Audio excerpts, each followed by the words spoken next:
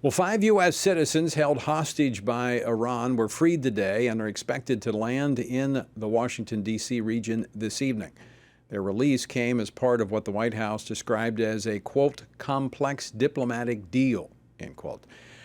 That not coincidentally involved the Biden administration's agreement to release $6 billion in oil assets to the Iranian regime that has been classified as the world's largest state sponsor of terrorism.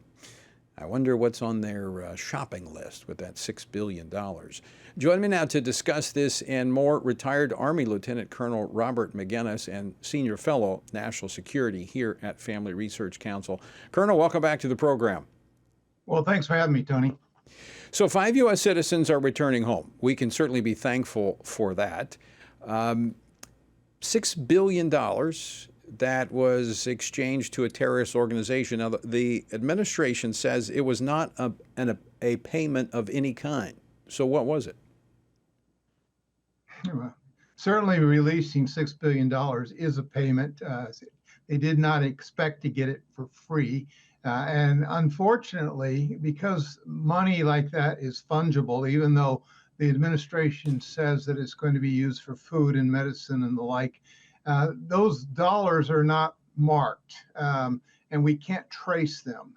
We're relying upon the word of a terrorist that they're not going to use them to buy terrorist equipment, much less, to invest in their nuclear program, which they threaten Israel and United States installations across the region and even the underbelly of Europe. So I think it's the height of being naive on the part of the Biden administration, but it's the same sort of thing we've seen in the past, certainly with the Obama administration, of which Mr. Biden was the vice president. Under JCPOA, that was a disastrous deal. And today, we know from 3 European nations that just a couple days ago complained that Iran is sitting on a stockpile of 60% enriched uranium, and there's no logical civilian use for that. So what are they going to do? They're probably going to make a nuclear weapon, not only to threaten Israel, but also the rest of the world. So this is, I would argue, a disaster. Yes, I applaud the fact that those 5 Americans have freedom, and I celebrate that. But it also puts a mark on the back of every American in that region that all the mullahs of Iran have to do is take some of us into captivity, and in the future they'll get more billions of dollars. That's the wrong message, the bad policy.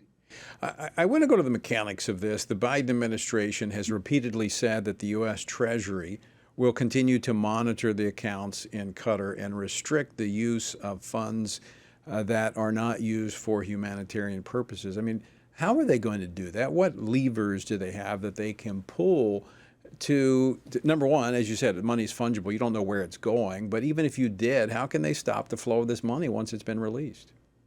Well, the Iranians, all they have to do is a sleight of hand, Tony, and that is they'll take the $6 billion, they'll use it for things that are already in the budget that fit those descriptions, and then they, loosen up $6 billion other dollars so they can invest elsewhere. So it's just a movement of, these pawns across the chessboard that will facilitate arguably more terrorism, more threats against Israel, more threats against the U.S. interests abroad. They say, again, and it's difficult to follow the administration because, quite frankly, I don't trust anything that they say. But they say that this is not going to, this money, this $6 billion, number one, they say it's not U.S. tax dollars, which we understand. It is assets that were frozen with South Korea. But they said that this is not going to Iranian companies or entities. So where's it going? Well, Tony, they're experts, and we know of illicit activities across the world. We watch them, from the skies through satellites. We monitor their electronic transmissions. We know how they operate, and we sometimes stop that. But they're not going to be able to use the $6 billion in the way in which we want it used. Like I say, they're just going to relinquish control over $6 billion other in their Right. budget and use it as they intend to use it. Well, Now, this is a game they play, and they've been very good at playing this for many years. but they're not even hiding it. Iranian President Raisi has been defiant, saying we're going to spend it however we want to spend it. Yeah, absolutely. And tomorrow he's going to be at the United Nations making a speech, Tony, and he basically is going to say that this is a sign the U.S. has grown even weaker than perhaps a year ago when the Biden administration abandoned Afghanistan and all the allies that were left behind to the butchery of the Taliban and the Al Qaeda. So we need to recognize who we're dealing with. But unfortunately, this administration is incredibly dangerous, much less naive when it comes to ruling or working with the mullahs. And we've already lost the good friendship with the Saudis, though they're not very sympathetic to a lot of our beliefs. At Right. least they were on our side, and no longer are they on our side. And of course, they willy-nilly kill Americans every chance they get. Last time I was in Iraq, I saw irrefutable evidence of the Iranian militias and Right. their complicity in killing many Americans. So blood is on their hands. We've given them more than we ever should have, and yet this is just further indication that this administration can't be trusted with the Right. foreign policy of its nation. Colonel Maginnis, we're going to have to leave it there. Thanks so much for joining us today. Great to see you.